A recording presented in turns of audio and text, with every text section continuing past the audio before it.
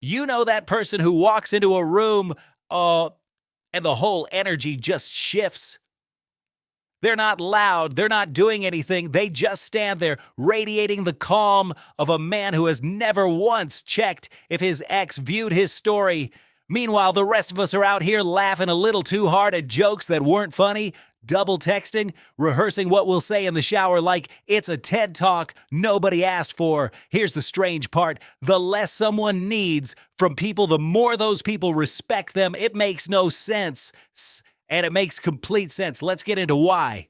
In almost every interaction, one person needs it more than the other. They need approval to be liked, reassured, chosen, like a contestant waiting for a rose. And the second that need becomes visible, something shifts under the surface.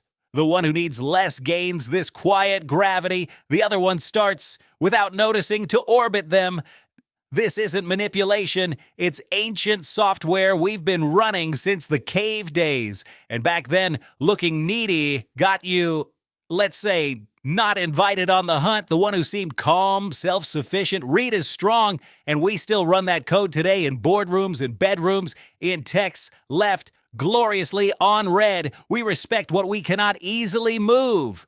Now, here's the uncomfortable bit. When you need something from someone, their approval, their attention, their love, you quietly hand them the remote control to your mood. Now they decide, grant it or withhold it, and you just sit there, buffering, and people feel that shift instantly. It leaks out, the over-explaining, the eager laugh, the text you sent, then sent again, the opinion you softened into mush just so nobody would frown at you, and the cruel joke. The harder you reach, the further it backs away. Neediness is a cologne, and it does not smell good. Picture two job candidates. One's desperate, one's calm, because he's got other offers. Same resume, completely different gravity. The calm one isn't smarter. He's just not hungry, and somehow that reads as value. 2,000 years ago, the Stoics figured all this out. No phones, just vibes and togas. And they asked a genuinely dangerous question. How much of your peace is rented out to other people's opinions? Because every single thing you need from others is a string they can pull. Epictetus, he who was literally born a slave before becoming a philosopher, said it best. The man who can be made to want or made to fear can be controlled.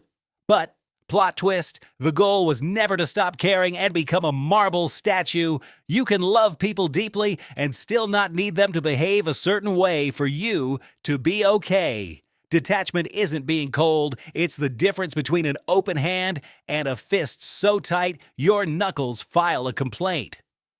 So what actually happens when you start living like this? The neediness that used to leak out of you just goes quiet. You stop performing for approval, and annoyingly, approval starts showing up on its own. You stop chasing. People start following like a cat that only loves you when you ignore it, not because you tricked anyone, because completeness is just magnetic. The person who needs nothing becomes the person everyone wants something from. The power isn't grabbed, it just gathers around the guy who isn't grasping.